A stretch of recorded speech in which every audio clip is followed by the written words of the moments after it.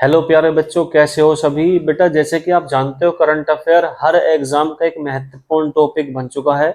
किसी भी गवर्नमेंट आप एग्जाम में दोगे, कांस्टेबल से लेकर कोई सा भी एग्जाम हो अपर लेवल तक का, करंट अफेयर बहुत ही इंपॉर्टेंट टॉपिक है जिसमें ये महत्वपूर्ण रोल अदा करता है। ठीक है, तो मैं करंट अफेयर स्टार्टिंग कर रहा हूँ। बेटा जिस बच्चे को current affair, complete GS, complete Hindi पढ़नी है विद स्टैटिक जीके, वो इस चैनल को सब्सक्राइब कर ले, बेल आइकन दबा ले जरूर, हर बच्चा। ठीक है, तो मैं करंट अफेयर आज से शुरू कर रहा हूँ। कोशिश करूंगा कि 12 बजे तक, आज की वीडियो लेट है लेकिन डेली 12 बजे से पहले आपकी वीडियो आपके पास पहुंच जाएगी। मैं स्टार्ट कर रहा हूँ बेटा। तो आज 29 मार्च है, आपकी करंट अफेयर में शुरू कर रहा हूँ। बेटा फर्स्ट पॉइंट है एल सुब्रमण्यम। एल सुब्रमण्यम का नाम सुना होगा, ये संबंधित है वायलिन से, वायलिन बजाने से संबंधित है। इनको हम वायलिन आइकन के नाम से जानते हैं, एल सुब्रमण्यम को। ये क्यों प्रसिद्ध है पता है आपको? देखो बेटा, इन्हें हाल ही में Jyotsna Jyotsna national music legend award मिला है। ये जो अवार्ड है ना, ये वाला Jyotsna national music legend award हाल ही में किसको मिला है? इसका आंसर होगा एल सुब्रमण्यम। पहला क्वेश्चन है। दूसरा क्वेश्चन है कि एल सुब्रमण्यम किससे संबंधित है? आपका आंसर होगा वायलिन से संबंधित। ठीक है, तो ये आपको पता होना चाहिए। देखो बेटा, ये जो अवार्ड है ना, ये मिलता है स्पेशली म्यूजिक के सेक्टर में। इसका किस क्षेत्र में ये पुरस्कार मिलता है? आंसर होगा म्यूजिक के क्षेत्र में। ठीक है, चलो नेक्स्ट पॉइंट है आपका। देखो बेटा, हाल ही में भारत सरकार ने दो अपने मंत्रिमंडल, नहीं कह सकते हम, दो टीम कह सकते हैं एक तरह से। दो टीम अभी हाल ही में चिली के लिए रवाना की गई हैं। क्यों? क्योंकि वहां पे लिथियम और कॉपर की खोज, एक तरह से वहां पे उसकी खोज करने के लिए और सोर्सेज का पता लगाने के लिए, किसकी? लिथियम और कॉपर की खोज करने के लिए दो टीमें भेजी गई चिली में। ये आपको पता होना चाहिए। क्यों? क्योंकि आपको पता है चिली जो कंट्री है, वहां पर कॉपर का सबसे बड़ा प्रोडक्शन है, एक तरह से हम कह सकते हैं आज की डेट में, भंडार है, स्टोरेज है। और लिथियम के मामले में वो वर्ल्ड में सेकंड हाईएस्ट रैंक रखता है प्रोडक्शन के मामले में। ये दोनों पॉइंट्स आपको पता होना चाहिए। ठीक है, चिली पड़ता है साउथ अमेरिका महाद्वीप में, कॉन्टिनेंट में। ठीक है ना, तो ये पॉइंट्स आपके नॉलेज में होना चाहिए। कहां पर भेजा गया, ये करंट का क्वेश्चन है। ठीक है, क्योंकि लिथियम की रिक्वायरमेंट हमें बहुत ज्यादा है बेटा। क्योंकि लिथियम जो है, आप जितने भी हम इलेक्ट्रिक व्हीकल्स यूज कर रहे हैं ना, इन सभी में हमें उपयोगी है, हमें इसके लिए रिक्वायरमेंट है, क्योंकि बैटरी बनाने में लिथियम की रिक्वायरमेंट पड़ती है बेटा।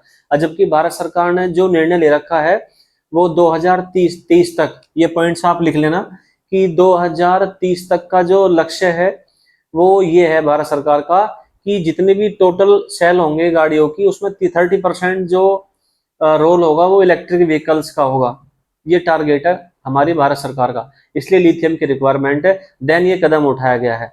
ये आज की करंट अफेयर है, यानी कि 29 मार्च की। ठीक है, नेक्स्ट पॉइंट है तेजस मार्क 1A। आपने इसका नाम सुना होगा, तेजस मार्क 1A। क्या है ये? सबसे पहला क्वेश्चन है क्या है। तो हम कह सकते हैं कि ये भारत का सबसे हल्का लड़ाकू विमान है, यानी कि लाइट वेट फाइटर जेट है ये भारत का। ठीक है, सबसे हल्का हम कह सकते हैं इसको। और मजे की बात देखो, ये है स्वदेशी, यानी कि खुद की टेक्नोलॉजी से बना हुआ है। ठीक है, तो स्वदेशी, ये दो पॉइंट्स आपको पता होने चाहिए। लेकिन ये तो इसका लेटेस्ट वर्जन है, लेकिन तेजस तेजस का लेटेस्ट वर्जन है ये, इसको अपडेट किया हुआ है। तेजस विमान से जो 5-7 क्वेश्चन बनते हैं एग्जाम में, जो आपको नॉलेज पता होना चाहिए। सबसे पहले ये पूछ लेते हैं कि तेजस विमान को एयरफोर्स में शामिल कब किया गया? तो तेजस लड़ाकू विमान को 2015 में एयरफोर्स में शामिल किया गया। ये मोस्ट इंपोर्टेंट क्वेश्चन है। ठीक है, अब मैं बात करता हूँ ये करंट में हाईलाइट क्यों बना हुआ है। क्योंकि आपने बेटा नाम सुना होगा, एक कंपनी है HAL, Hindustan aeronautics limited. HAL company ने इसको बनाया है, बनाने का काम HAL करती है। इसका हेड ऑफिस कहां पर है? बंगलोर में। ये पॉइंट नोट करते रहना भाई। HAL कंपनी का जो हेड ऑफिस है वो है बंगलोर में, इसको आप लिख लेना। अब HAL कंपनी और हमारी जो एयरफोर्स है, इनके बीच में एक हमारी एयरफोर्स के बीच में एक समझौता हुआ है, एक मतलब डील हुई है, हम डील कह सकते हैं, जिसमें वो 83 लड़ाकू विमान बनाकर एयरफोर्स को देगी। कौन कंपनी देगी? HAL कंपनी एयरफोर्स को देगी हमारी, ठीक है, जिसमें 48,000 करोड़, ये इतने की डील है भाई, अमाउंट इसका ये है, ये आपको पता होना चाहिए, ठीक है। इसलिए ये हाल ही में बहुत ही चर्चा में है। तेजस लड़ाकू विमान जो है हमारा, जिसकी स्पीड होगी 2200 किलोमीटर प्रति घंटा, 2200 किलोमीटर पर ओवर इसकी स्पीड होगी, ठीक है। चलो मैं इससे आगे बढ़ता हूं भाई। अब मैं बात करता हूं बेटा अपसपा कानून की। देखो अपसपा कानून क्या है ये? देखो बेटा अपसपा कानून एक तरह से जितने भी हमारे सीमा सशस्त्र आर्म्ड पुलिस फोर्स है, जैसे कि CISF, BSF, जितने भी हमारी आर्म्ड पुलिस फोर्स है, इन सभी को यह एक अधिकार मिलता है इसके तहत अपसपा, ठीक है। तो मैं इसको बता दूं कि अपसपा जो है ये स्पेशली हम भारत के कुछ क्षेत्रों में लगा हुआ है। हमारे जो भारत के पूर्वोत्तर क्षेत्र जो हैं बेटा, पूर्वोत्तर क्षेत्र यानी कि ये हमारा अरुणाचल प्रदेश है, हमारा असम है, इधर नागालैंड है, मणिपुर है, यहाँ हमारा मेघालय, पहले मेघालय में था अब नहीं है, और यहाँ हमारा मिजोरम है। इन सेक्टर में लगा हुआ है स्पेशली अपसपा। जो हमारी पैरामिलिट्री फोर्स यहाँ पर लगी हुई है उनको स्पेशली पावर देता है अपसपा। तो कहते हैं हम कि अपसपा का जो फुल फॉर्म हम डिटेल में कह सकते हैं सशस्त्र बल विशिष्ट शक्ति अधिनियम। अपसपा की फुल फॉर्म है सशस्त्र बल विशिष्ट शक्ति एक्ट 1958। हम इंग्लिश में बोल देंगे armed force special power act 1958। ये क्वेश्चन आपका इसमें से बन सकता है कि बताइए अपसपा कानून कब बना था? तो ये आपका आंसर होगा 1958 में। अभी हाल ही में चर्चा में क्यों है, इसका क्वेश्चन है। ये बेटा हाल ही में अरुणाचल प्रदेश और आपका नागालैंड, इनके कुछ हिस्सों में इसको अभी हाल ही में लागू किया गया है 6 महीने के लिए, या हम कह सकते हैं एक्सटेंड किया गया, इसलिए चर्चा में है। इसमें आपको ये वाला पॉइंट पता होना चाहिए बस कि भाई ये कब लागू हुआ था, कब देश में लागू हुआ था, ये 1958 में। अब अगला पॉइंट है आपका गुरुचरण दास। बेटा गुरुचरण दास एक लेखक हैं जिन्होंने अभी हाल ही में उनकी एक पुस्तक, एक बुक रिलीज हुई है जिसका नाम है the dilemma of an Indian liberal. The dilemma of an Indian liberal, ये बुक है, आप इसको नोट कर लेना। The dilemma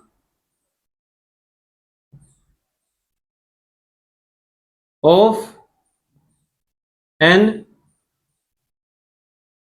Indian liberal. इस बुक के लेखक कौन है? क्वेश्चन ये बन जाएगा आपके एग्जाम में, आंसर होगा गुरुचरण दास, ठीक है। बेटा ये बुक्स अभी हाल ही में बहुत चर्चा में है क्योंकि इस बुक में 1991 में जो आर्थिक सुधार हुए थे, इकोनॉमिक रिफॉर्म, 1991 में आर्थिक सुधार हुए थे। आर्थिक सुधार एक पॉलिसी आई थी, ये हुआ था जिसको हम बोलते हैं उदारीकरण की नीति। उदारीकरण की नीति मीन्स पॉलिसी ऑफ लिबरलाइजेशन। उदारीकरण की नीति इंग्लिश में बोलते हैं पॉलिसी ऑफ लिबरलाइजेशन, यानी कि इस पॉलिसी के तहत बहुत बड़ी मात्रा में डिस्काउंट दिया था हर चीज में। जैसे लाइसेंस, जैसे कई कुछ भी आप स्टार्टिंग करो कुछ बिजनेस, उसमें लाइसेंस की रिक्वायरमेंट पड़ती थी, तो इसमें इतनी खुली छूट दे दी एक तरह से कि भाई आप कोई भी कंपनी लगा सकते हो, उसमें कोई दिक्कत नहीं, बहुत इजी सिस्टम कर दिया लाइसेंस का। कुछ बहुत ही कम ऑप्शन रह गए जहां पर लाइसेंस की रिक्वायरमेंट थी, बाकी सभी खत्म कर दिया। तो इसको बोलते हैं उदारीकरण की नीति, ठीक है। जिस समय ये लागू हुआ था बेटा, उस समय हमारे प्रधानमंत्री थे PV नरसिम्हा राव जी थे, और हमारे वित्त मंत्री थे मनमोहन सिंह जी। ये इंपॉर्टेंट क्वेश्चन है, आपसे पूछ लेते हैं कि उस समय हमारे PM और वित्त मंत्री कौन थे 1991 में जब ये पॉलिसी लागू हुई थी, ठीक है। चलो अब है एक बेटा नाविक। देखो नाविक क्या है, मोस्ट इंपॉर्टेंट पॉइंट है। नाविक को हम बोलते हैं IRNSS, इसकी फुल फॉर्म, इसको हम दूसरा नाम है IRNSS। देखो बेटा, आज की डेट में हम क्या करते हैं, आज की डेट में जितने भी हमारे कंप्यूटर्स हैं, जितने भी हमारे मोबाइल हैं, इन सभी में जो हम टाइम वगैरह जो ऑटोमेटिक सेट होता है ना, या हमारे फोन में, कंप्यूटर में जो भी हम जीपीएस का यूज करते हैं, जीपीएस समझते हो, लोकेशन वाला, तो इसका जो हम यूज करते हैं वो अमेरिकी नेटवर्क का हम यूज कर रहे हैं। ठीक है, अब अमेरिकी नेटवर्क का यूज कर रहे हैं तो यानी कि हम उन पर डिपेंड है। लेकिन एक्चुअली क्या हुआ था, कारगिल युद्ध में, एक बार जब कारगिल युद्ध हुआ था तो अमेरिका ने जीपीएस सिस्टम को ब्लॉक कर दिया था, उसने देने से मना कर दिया था उस समय। ठीक है, तब हमें इसकी रिक्वायरमेंट पड़ी कि भी हमें अपना सेल्फ डिपेंड होना चाहिए अपने जीपीएस के लिए, अपने टाइमिंग के लिए, हर चीज के लिए। तब इन्होंने इस प्रोजेक्ट की शुरुआत करी थी नाविक की, जिसको हम बोलते हैं IRNSS, यानी कि Indian regional navigation satellite system. Indian regional navigation satellite system, इसको नोट कर लेना कॉपी पेन लेकर साथ साथ। ठीक है, ये इसकी फुल फॉर्म है। तब हमें इसकी रिक्वायरमेंट पड़ी है। ठीक है, तब नाविक के तहत हमने लमसम अब तक 10 सैटेलाइट ऊपर भेज चुके हैं, 10 सैटेलाइट भेज चुके हैं, 10 सैटेलाइट हम भेज चुके हैं अब तक अपने स्पेस में। ठीक है, और जिसमें जो यही काम कर रही है, एक पूरा प्रोजेक्ट है, 2023 तक 10 सैटेलाइट हो चुके हैं। अब इसमें एक घड़ी का यूज किया गया है जिसका नाम है रुबिडियम परमाणु घड़ी, यानी कि रुबिडियम एटॉमिक वॉच। इस घड़ी का यूज किया गया है। ये घड़ी इस सैटेलाइट में जो अभी हाल ही में छोड़ी गई 10वीं सैटेलाइट नाविक प्रोजेक्ट की, इसमें यूज की गई है। ठीक है, ये आपको पता होना चाहिए। ये क्या करती है, हमारे टाइम को सिस्टम में बिठाने का काम ये करती है भाई घड़ी, ये इसका मेन काम है। तो बच्चे, ये थी मेरे हिसाब से आज की आपकी करंट अफेयर, जो आपको समझ में आई होगी। जितने मैंने पॉइंट बोले हैं सभी को लिख लेना कॉपी में, कोई दिक्कत नहीं है। और कोई डाउट हो मुझसे पूछ लेना। आज की वीडियो में से कल शुरू में मैं आती कम से कम 2 क्वेश्चन पूछूंगा, कोशिश करूंगा 12 बजे तक आपको ये वीडियो मिल जाए बेटा। ठीक है, और करंट अफेयर का बेटा बहुत बड़ा रोल है, मैं आपसे फिर बता रहा हूँ।